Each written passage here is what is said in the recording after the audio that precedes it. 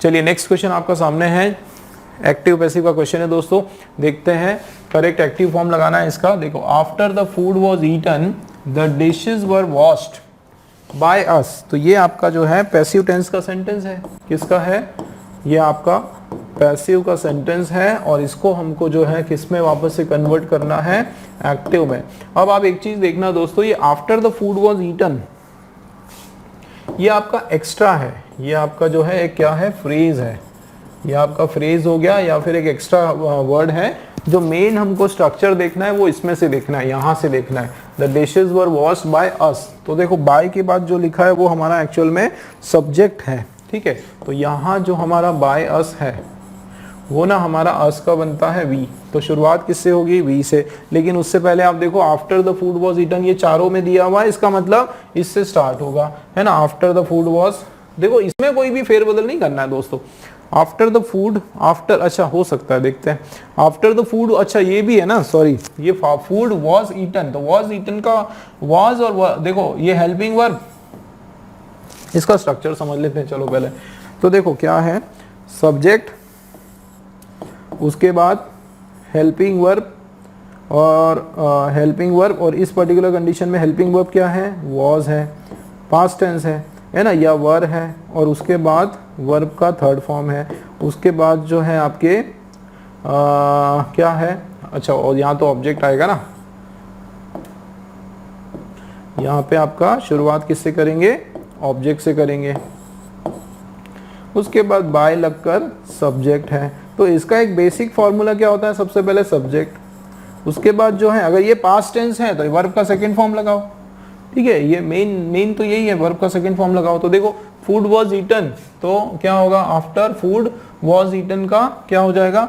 We eight food, है ना। After we eight food, बिल्कुल सही है। आफ्टर फूड वर ईटिंग तो नहीं होगा, देखो ये वॉज ईटन, तो मतलब वॉज आईएनजी वाला तो चेंज नहीं होने वाला है। एक ये तो हमको याद रखना है कि आईएनजी में ये चेंज नहीं होगा। फूड आर ईटिंग, आईएनजी वाला हम लोग चेंज इसको नहीं करेंगे। क्यों? क्योंकि जब अगर आईएनजी लगाएंगे ना दोस्तों तो बीइंग आएगा, फूड वॉज बीइंग ईटन होता, तो ये दो तो वैसे ही कैंसिल हो गए। अब फूड हैड होगा क्या? अब ये परफेक्ट टेंस का नहीं है, ये देखो यहाँ पर परफेक्ट टेंस का नहीं है, ये हमारा क्या है? सिंपल पास्ट है। तो ये सिंपल पास्ट का क्या हो जाएगा? ये हमारा सिंपल, सॉरी ये पास्ट टेंस का है तो सिंपल पास्ट हो जाएगा।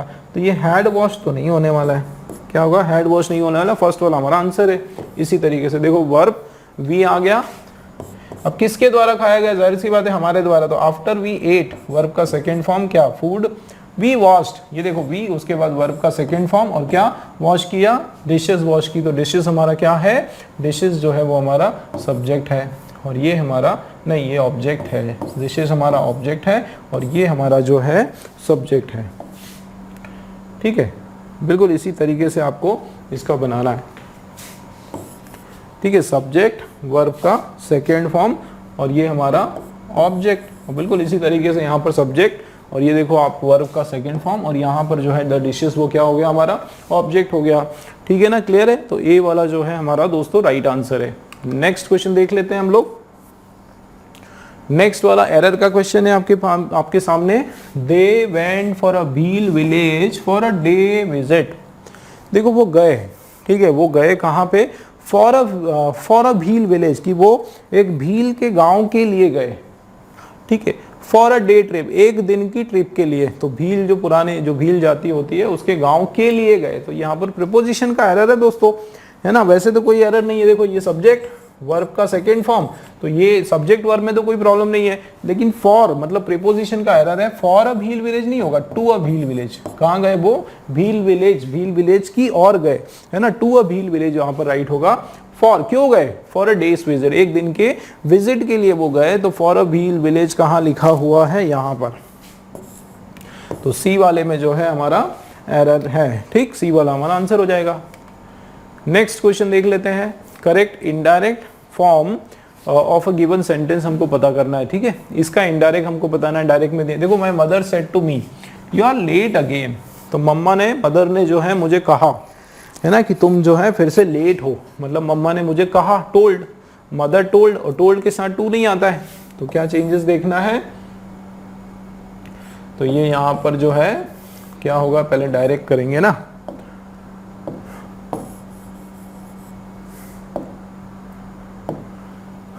पहले ये हमारा डायरेक्ट और फिर इनडायरेक्ट। ठीक है, तो सबसे पहले आप ये ध्यान रखो कि सेड टू जो है वो हो जाएगा टोल्ड। ठीक है, और यू आर लेट, तो यू का क्या हो जाएगा कि मुझसे ही कहा है ना, तो यू का आई हो जाएगा। भाई मुझसे कहा है, मदर टोल्ड कि यू आर लेट, तो क्या हो जाएगा, आई हो जाएगा, है ना, आई हो जाएगा। और दोस्तों एक चीज याद रखो कि एक minute, mother told to me that, अच्छा मदर ने मुझसे ही कहा, मदर ने मुझसे कहा कि कौन लेट है, तुम लेट हो, तो मैं लेट हूं, आई, तो दैट आई लेट। ठीक है, आई लेट। और दूसरी बात देखो, टेंस चेंज हो जाता है, आई का यू हो जाएगा, मतलब यहाँ का जो प्रेजेंट टेंस है वो क्या हो जाएगा, पास्ट टेंस हो जाएगा। तो वहां पर क्या लिखा है, आर लिखा है, तो आर का क्या हो जाएगा, या तो वॉज होगा या फिर वर होने वाला है, दोनों में से कोई एक होगा। तो आई के साथ क्या होता है, वैसे भी आई के साथ क्या होता है, वर नहीं होता है, वॉज होता है। तो बिल्कुल ये हमारा आंसर आ गया, मदर टोल्ड किसको, मी दैट, दैट बिल्कुल लगने वाला है ना। इन्वर्टेड कॉमा जो है, इन्वर्टेड जो कॉमा है उसके बदले क्या लग जाएगा आपका, दैट लग जाएगा। ठीक है, तो ये दैट भी यहाँ पर बराबर है। चलिए, तो mother said to me that, तो यू का यू नहीं रहेगा दोस्तों, ये आई हो जाएगा, ये रॉन्ग है। ठीक है, दैट आई भी ठीक है, वॉज भी ठीक है, लेट अगेन पूरा एज इट इज सही है, बी वाला हमारा आंसर है ना। नेक्स्ट देख लेते हैं, my mother told me that I, तो आई तो ठीक है लेकिन एम नहीं होगा, प्रेजेंट टेंस नहीं होगा, ये प्रेजेंट है, तो इसका क्या चेंज हो जाएगा, इसको हम लोग प्रेजेंट को पास कर देते हैं दोस्तों, डायरेक्ट इनडायरेक्ट में, क्योंकि यहाँ पर देखो ये पास्ट टेंस में हमारा रिपोर्टिंग वर्ब, तो उस कंडीशन में अंदर वाला भी जो है प्रेजेंट का पास्ट हो जाता है, अगर वो कोई यूनिवर्सल ट्रुथ ना हो या कोई इस तरह से चलन या जनरल सेंटेंस नहीं हो तो। My mother told me that you were, you के साथ वर, बट यू क्यों लगा रहे हो, यू तो यू ही हो जाएगा, है ना, उसको चेंज करना पड़ेगा हमको पर्सन को। ठीक है, तो ये भी रॉन्ग है, और बी वाला जो है हमारा एब्सोल्युटली सॉरी एब्सोल्युटली हमारा क्या है, वो करेक्ट है। ठीक है, क्लियर है। चलिए नेक्स्ट क्वेश्चन की ओर बढ़ते हैं। 53 वाला हमारा जो क्वेश्चन है दोस्तों, एक्टिव पैसिव का, वापस देखो क्या लिखा हुआ है, इसका एक्टिव बताना, ये पैसिव में है। He was given some money by his brother. ठीक है, तो इजी है ये, तो देखते हैं, ये हो गया हमारा क्या, पैसिव, और ये है एक्टिव। ठीक है, तो ही वॉज गिवन, बताओ जरा, ही वॉज और उसके बाद वर्ब का थर्ड फॉर्म क्या दिया गया, सम मनी। तो यहाँ पर देखो क्या लिखा है, आपका क्या ऑब्जेक्ट, ठीक है, उसके बाद हेल्पिंग वर्ब, और हेल्पिंग वर्ब क्या है, वॉज है। ठीक है, उसके बाद मेन वर्ब का थर्ड फॉर्म, और उसके बाद जो है बाय लगकर जो है सब्जेक्ट। तो शुरुआत करो सब्जेक्ट से, और उसके बाद वॉज आया तो वर्ब का सेकेंड फॉर्म और ऑब्जेक्ट, ये हो गया आंसर हमारा। ठीक है, तो सब्जेक्ट क्या है, सम मनी, और सम मनी के साथ क्या आएगा, वॉज आएगा। Some money was given, some money भी हो सकता है, ऑब्जेक्ट क्या है, अच्छा ही वॉज गिवन क्या, some money, some money extra word है, by his brother, his brother हमारा ऑब्जेक्ट है, तो हिज ब्रदर हमारा क्या है, ऑब्जेक्ट है। तो चलो हिज ब्रदर से शुरू करो, his brother was, his brother क्या होगा, he gave his brother, his brother क्या है, gave him, his brother has given, he was given. चलिए देखते हैं, ही वॉज गिवन, तो हैज गिवन तो नहीं होगा, ये रॉन्ग। हिज ब्रदर ये होगा बिल्कुल वर्ब का second form, his brother give का सेकेंड फॉर्म क्या होगा, गेव होगा, है ना, ये होता है ना गेव, गेव और गिवन, बिल्कुल इस तरीके से गिव, गेव और गिवन, V1 हो गया, V2 हो गया, और ये हमारा वर्ब का थर्ड फॉर्म, तो गेव हो जाएगा वर्ब का सेकेंड फॉर्म। तो ये वाला आंसर हमारा करेक्ट है, his brother gave him some money. ठीक है, ही गेव, ही हमारा जो है यहाँ पर सब्जेक्ट नहीं है। ठीक है, तो ये रॉन्ग हो जाएगा। हिज ब्रदर जो है गिव्स, ये V1 वर्ब का फर्स्ट फॉर्म, फिफ्थ फॉर्म जो है ये भी नहीं होने वाला है, तो ये भी रॉन्ग हो जाएगा। बी वाला जो है दोस्तों हमारा आंसर एब्सोल्युटली करेक्ट है। ठीक है, B is our right answer. Let's move to the next question, and question number 51 is again EDM का क्वेश्चन है दोस्तों। इसके अंदर learn the ropes, learn the ropes जो है हमारा ईडीएम है। चलिए देखते हैं क्या मीनिंग इसका है। The children of the businessman learn the ropes at an early age. तो लर्न द रोप्स का क्या मतलब है, रस्सी से। यहाँ पर रोप्स का मतलब है दोस्तों, देखो ईडीएम है तो मैंने बताया था कि ईडियम में कोई ट्रिक्स मत लगाओ, कोई ऐसा गैसिंग भी मत लगाओ, एकदम मीनिंग याद रखो। लर्न द रोप्स का मतलब होता है लर्निंग द पर्टिकुलर टास्क या पर्टिकुलर जॉब, कोई पर्टिकुलर काम जो है उसको शुरू से याद कर सकें, एक ट्रिक्स पर्टिकुलर जो तकनीक है या जो भी लर्निंग, एक स्पेसिफिक जॉब की बात हो रही है ना, वो सीख सकें। तो लर्न द रोप्स मतलब स्किल्स को सीख सकें कोई सी, है ना। तो ये चिल्ड्रन ऑफ बिजनेसमैन जो है, लर्न द रोप्स का मतलब क्या है, learn to do the particular job from early age, कि जो बिजनेसमैन के जो बच्चे होते हैं उनको जो है वो सीखे होते हैं पहले से, कि वो जो कोई भी पर्टिकुलर जॉब है उसको करना उनको बचपन से ही आता है, सीखे होते हैं। जैसे कोई देखना आप सुनार या जो गोल्डस्मिथ होता है, उनके बच्चों को पहले से ही गोल्डस्मिथ पूरा कैसे काम करते हैं या उसको कैसे ट्रिक्स वगैरह पैसे की कैसे बचत करते हैं उनको आता है पूरा। तो उसी की यहाँ पर बात हो रही है। तो ये ईडियम का मीनिंग आपको याद रखना पड़ेगा, है ना। लर्न द रोप्स का मतलब होता है learn to do a particular job, बिल्कुल वही, कोई रस्सियों से रिलेटेड कोई वर्ड नहीं है ये, या पानी खींचने से रिलेटेड नहीं है, या रस्सी पर चलने से संबंधित कोई वर्ड नहीं है, ठीक है। इसका मीनिंग कुछ और ही होता है ईडियम का, ये आपको याद रखना है। चलिए नेक्स्ट क्वेश्चन देखते हैं दोस्तों। नो इंप्रूवमेंट का क्वेश्चन है, देखते हैं इस पर्टिकुलर पार्ट में कोई इंप्रूवमेंट आ रहा है कि नहीं। चलिए देखते हैं। I wish you don't quarrel so much with your sister. क्या बोला जा रहा है, I wish you don't quarrel, I wish you don't quarrel so much with your sister. तो आई विश, देखो विश की बात हो रही है दोस्तों, विश की बात हो रही है। विश मतलब ये कोई रियलिटी तो है नहीं, है ना। तो एक तरह से जो विश हम लोग बोलते हैं ना, विश, कभी भी विश की हम बात करते हैं तो हम कैसे बोलते हैं, उसके साथ वुड लगाते हैं। क्या लगाते हैं, वुड। बिल्कुल आप याद रखें कि वुड का मतलब होता है एक अनरियल एक्शन, एक ऐसी चीज जो, ऐसी घटना जो एक्चुअल में हुई नहीं, जिसकी हम केवल बात करते हैं, है ना। एक तरह से अनरियल सिचुएशन, जब हम अनरियल सिचुएशन की बात करें तो उस कंडीशन में हम लोग जो है क्या लगाते हैं, वुड लगाते हैं, ये याद रखो। तो यहाँ पे वो केवल विश कर रहा है कि आप जो है वो एक्चुअल में कोई क्वारल हो नहीं रहा है, वो केवल इस बात की वो कर रहा है, एक आशा जता रहा है कि जो है आप लोग वापस आपस में क्या करोगे, अपनी बहन से आप लड़ोगे नहीं। मतलब वो एक्चुअल में उससे लड़ा नहीं है, एक्चुअल में उनकी कोई भी बहस वहां पर नहीं हुई होती है, ठीक है। तो जाहिर सी बात है यहाँ पे अनरियल सिचुएशन है, इसका मतलब ये होगा हमारा क्या, wouldn't. I wish you wouldn't quarrel, इस तरीके से बिल्कुल कि I wish you wouldn't quarrel with your so much with your sister, ठीक है। ये हमारा राइट आंसर हो जाएगा। चलिए नेक्स्ट क्वेश्चन देख लेते हैं। इसका जो है ना दोस्तों करेक्ट पैसिव फॉर्म हमको बताना है। Our cat was teasing the dog next door. हमारी जो कैट है वो डॉग को टीज कर रही है जो कि नेक्स्ट डोर में है। ये हमारा क्या है, एक्टिव है। अब इसका बताना है पैसिव। तो देखते हैं सबसे पहले क्या है, आर कैट, ये क्या है, सब्जेक्ट। वॉज, ठीक है, ये क्या हो गया, वॉज क्या हो गया हमारा, हेल्पिंग वर्ब हो गया। ये क्या हो गया हमारा, मेन वर्ब हो गया, और मेन वर्ब का आईएनजी वाला फॉर्म। किसको टीज कर रही है, तो द डॉग, पूरा यहां तक द डॉग नेक्स्ट डोर, ये आपका ऑब्जेक्ट है। ये तो इजी है दोस्तों, बताओ आप लोग। एक्टिव, और यहां आपका हो गया पैसिव, ठीक है ना।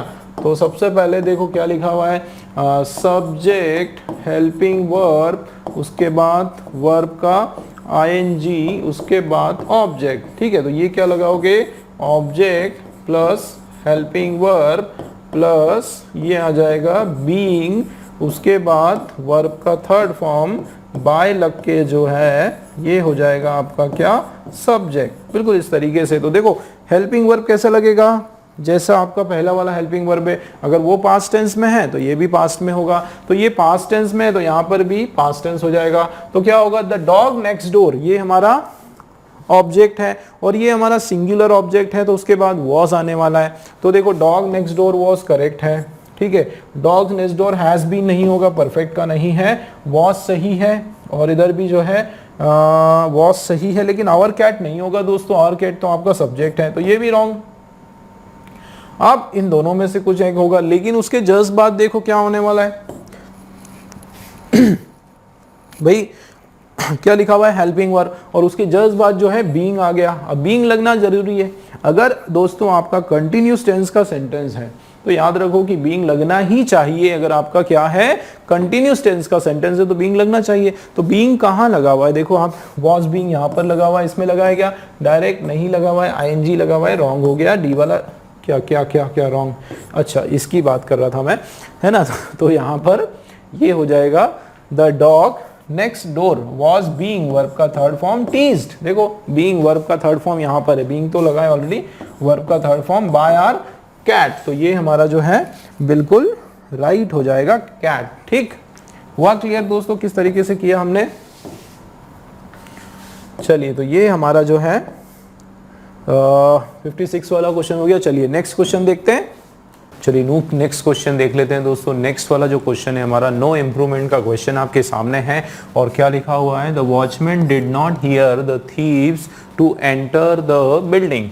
अब ये जो पर्टिकुलर एक्सक्यूज में, ये जो पर्टिकुलर अंडरलाइन आपका वर्ड है, इसके अंदर हमको देखना है कि क्या एरर है। देखो the watchman did not here, ये आपका जो है पास्ट टेंस का नेगेटिव का सेंटेंस है कि वॉचमैन जो है वो डिड नॉट हियर, उसने ये नहीं देखा या नहीं सुना, क्या नहीं देखा सुना कि थीव्स जो है टू एंटर द बिल्डिंग। तो दोस्तों यहाँ पर जो है आपको एक नया कंसेप्ट मैं बताता हूँ, वर्ब्स ऑफ परसेप्शन। ठीक है, ये जो वर्ब्स ऑफ परसेप्शन है इसके हिसाब से कुछ ऐसे वर्ड्स होते हैं जैसे हियर है, ठीक है ना, या फिर वॉच है, या फिर एंटर है। ठीक है, हियर वॉच एंटर है, इनके पहले we don't use to before them. ये जो वर्ड्स हैं दोस्तों कौन कौन से हैं, हियर है, वॉच है, उसके अलावा सी और नोटिस भी होता है, सी है या फिर नोटिस है।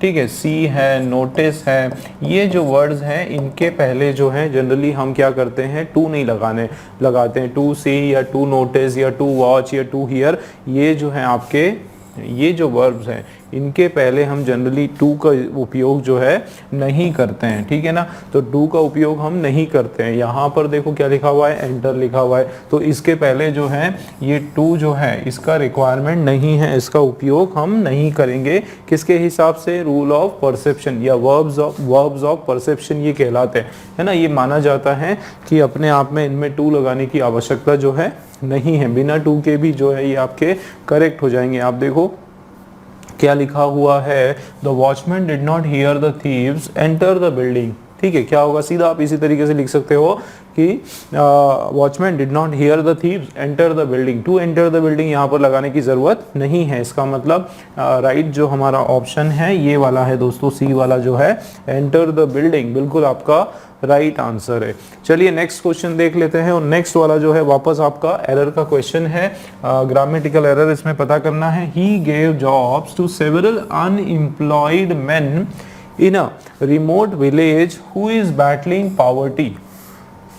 ठीक है, तो यहाँ पर क्या हो रहा है, ही गेव जॉब्स, ठीक है, उसने जो है जॉब दिया, ही गेव उसने वर्ब का सेकंड फॉर्म है, उसने जॉब्स दिया, किसको दिया, he gave jobs to several unemployed man, कि कुछ अनएम्प्लॉयड जो जिनको कोई जॉब नहीं था, जॉबलेस जो है लोग, मैन मतलब प्लूरल जो है, man in the remote in a remote village who is battling poverty. अब दोस्तों देखो इन अ रिमोट विलेज, तो इसने जो है जॉब दिया, किसको दिया, कुछ अनएम्प्लॉयड बेरोजगार लोगों को जॉब दिया। अब ये जो अनएम्प्लॉयड मैन है ये क्या है, देखो ये तो हमारा सिंगुलर नाउन है, ठीक है, तो उसके हिसाब से क्योंकि ये पास्ट टेंस में चल रहा है तो यहाँ पर तो कोई प्रॉब्लम नहीं, यहाँ पर हमारा बिल्कुल बराबर है कि उसने जॉब्स दिया। अब टू प्रीपोजिशन जो है वो भी हमारा राइट है कि किसको दिया, सेवरल, कुछ अनएम्प्लॉयड मैन को दिया, लेकिन ये मैन क्या है यहाँ पर, ये हमारा प्लूरल नाउन है।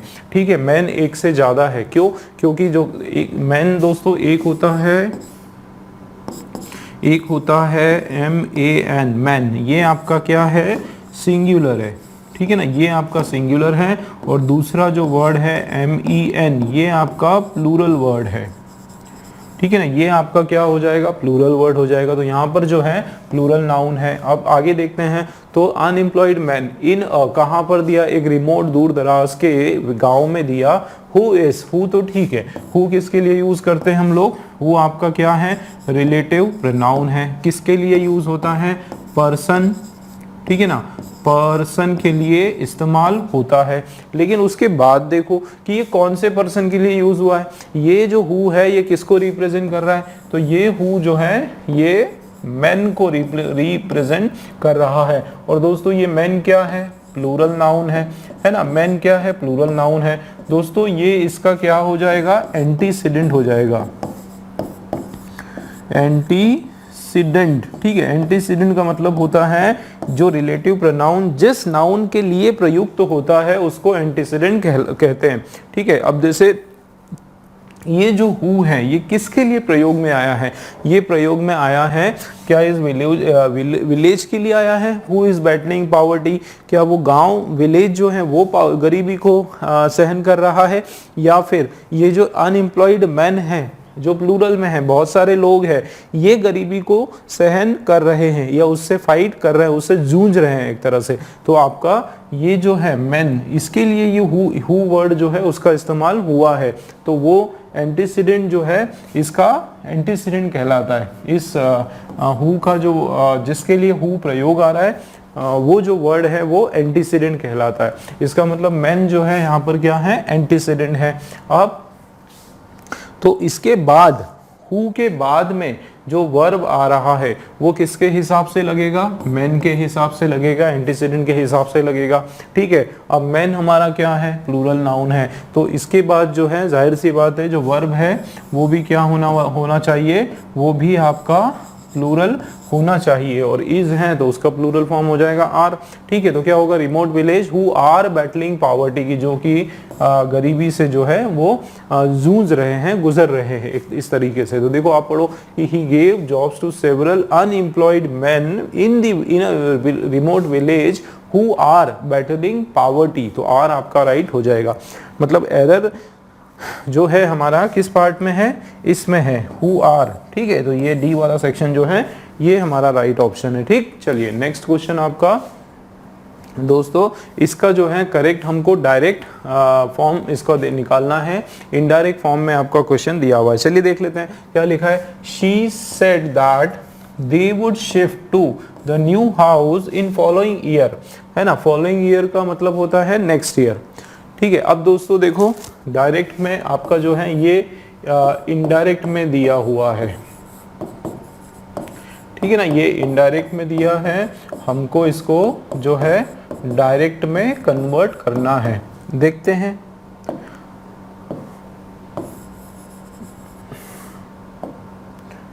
चलिए तो इसमें जो है डायरेक्ट और इनडायरेक्ट में हम क्या देखते हैं। सबसे पहले तो देखो क्या लिखा हुआ है कि शी सेड दैट। अब ये जो दैट है इसको हम हटाएंगे तो यहाँ जो है इन्वर्टेड कॉमा उसकी प्लेस ले लेगा।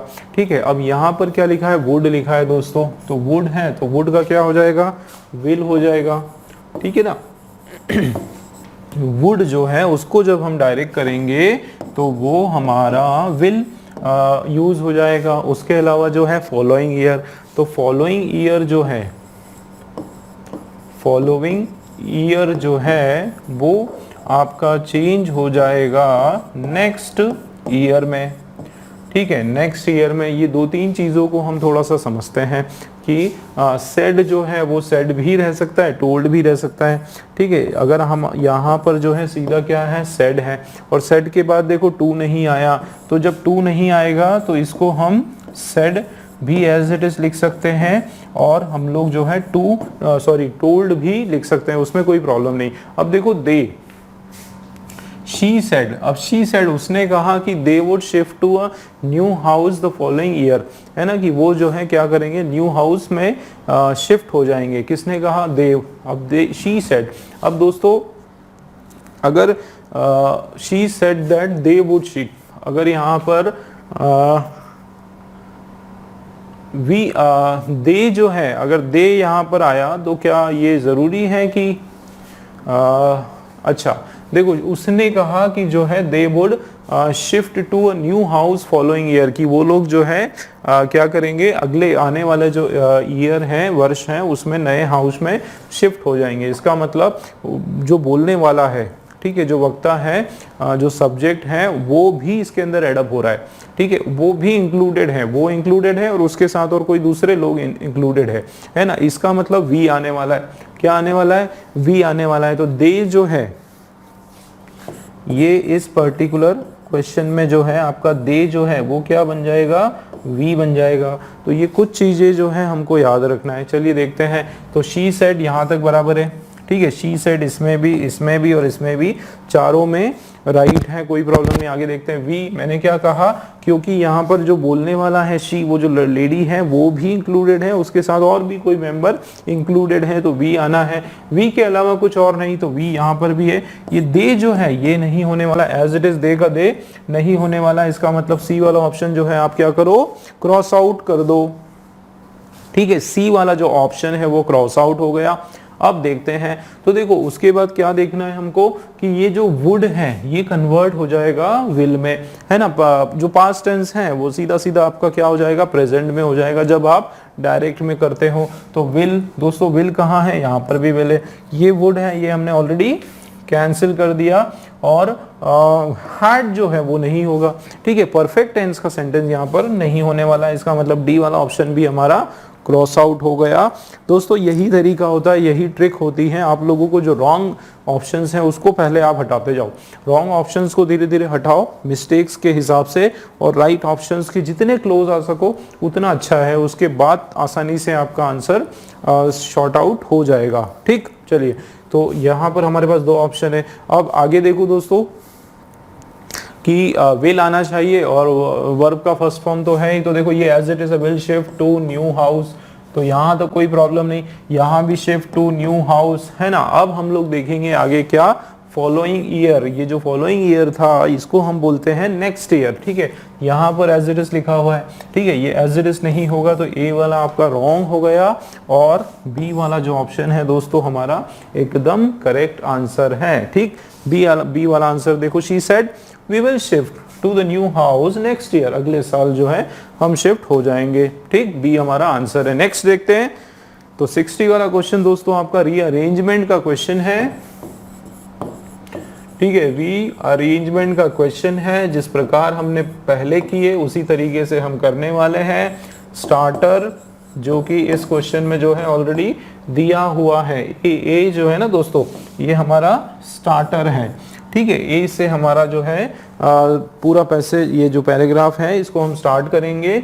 और हमको कैसे स्टार्ट करना है, जो सही पेयर बनाकर, ठीक है। इसको समझते हुए पेयर बनाकर हम लोग स्टार्ट करेंगे, ठीक। चलिए शुरू करते हैं। देखो क्या लिखा हुआ है, cage diving is a popular tourist attraction in countries with shark infested water, कि ऐसे देश जहाँ पे शार्क इन्फेस्टेड वाटर, ऐसे देश जहाँ पर शार्क वाला जो पानी है, मतलब ऐसे तालाब या पॉन्ड्स या ऐसी जगह जहाँ पर शार्क होती है, वैसे देशों में जो है, ऐसे देश जहाँ पर शार्क वगैरह इन्फेस्टेड वाटर, मतलब जहाँ के पानी में शार्क होता है, वहाँ पर एक नया प्रकार का जो स्पोर्ट है वो बहुत ज़्यादा प्रचलित हुआ है। किस तरह का स्पोर्ट?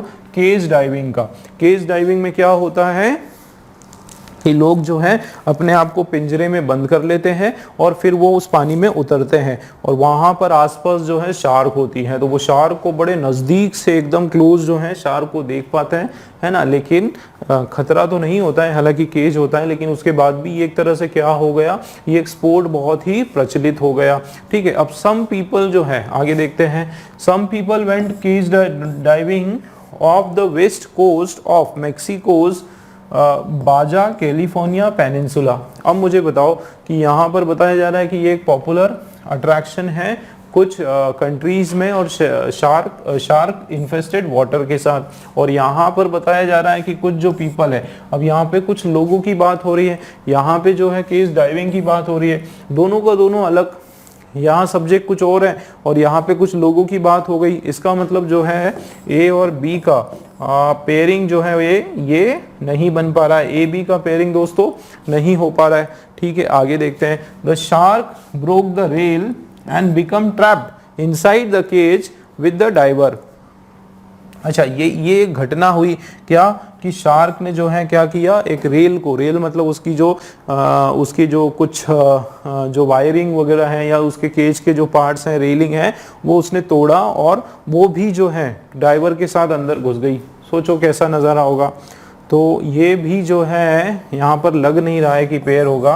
ए और सी का जो पेयर है वो भी नहीं लग रहा है। आगे देखते हैं। देयर अ शार्क, अच्छा, there is a shark went for some bait and hit the cage. अच्छा, एक शार्क जो है एक कुछ हमले के लिए गई है ना, वहां पर गई और उसने क्या किया, केज को हिट करा और शार्क ब्रोक द रेल। दोस्तों ये सी और डी और सी का आपका पेयरिंग हो रहा है। देखो आप, है ना, कि एक शार्क जो है वो बेट के लिए, मतलब एक कोई शिकार वगैरह के लिए गई, उसके पीछे तेजी से गई और उसने क्या करा, हिट कर दिया किसको, केज को जोर से हिट कर दिया और उससे क्या होगा, शार्क ने ब्रोक कर दिया रेल को और वो भी जो है ट्रैप्ड हो गई किसके अंदर, डाइवर के साथ में, केज के अंदर। मतलब आपका डी और सी का पेयरिंग बिल्कुल राइट है। आप देखो डी और सी कहाँ है हमारा, तो दोस्तों डी सी यहाँ पर है और उसके अलावा डी सी एक ही है, मतलब ये वाला हमारा राइट आंसर है, बाकी सारे हमारे रॉन्ग हैं। देखो पढ़ो, ए क्या है, केज डाइविंग जो है एक पॉपुलर टूरिस्ट अट्रैक्शन बन गया ऐसे देशों में जहां पर शार्क भी होती है पानी में। दूसरा क्या है, अब ये सही हो रहा है, देखो ये हमारा सही हो रहा है। ठीक है, कुछ पीपल जो है वो गए कहाँ पे, केज डाइविंग ऑफ में गए, वेस्ट कोस्ट में, मेक्सिको, बाजा कैलिफोर्निया पेनिनसुला में गए और उसके बाद वहां पर एक शार्क आई जो कि उसने केज को हिट किया और उसके बाद जो है शार्क ने रेल को ब्रोक किया और शार्क भी जो है डाइवर के साथ एकदम अंदर जो है ट्रैप हो गई, फंस गई। इसका मतलब डी वाला जो ऑप्शन है दोस्तों बिल्कुल हमारा एब्सोल्युटली करेक्ट है। चलिए नेक्स्ट क्वेश्चन देखते हैं।